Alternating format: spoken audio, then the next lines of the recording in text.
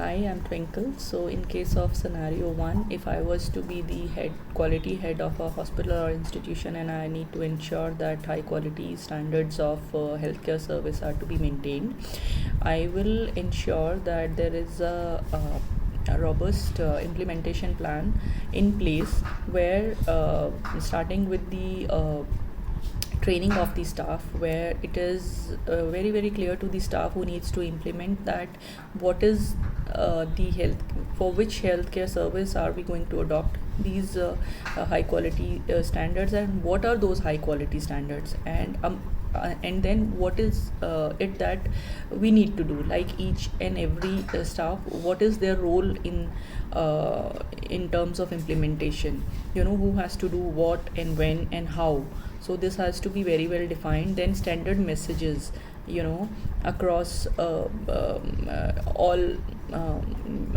media, or the places where we are putting up those, so it is imprinted in their minds that we are trying to achieve this with a certain goal, and what is that goal, and with what is to be done, and when and how, and who has to do what. So then also comes monitoring.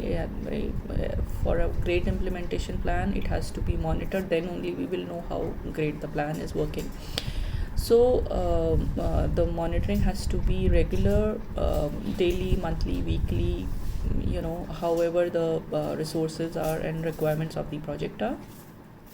And then somebody is monitoring it, and then comes evaluation and feedback, that we are evaluating what did we achieve, what we could not achieve, and where did we lapse. And we can also collaborate with other like-minded organizations who are doing similar projects, and what is working for them, what is not working for them, what is working for us, what is not working for us.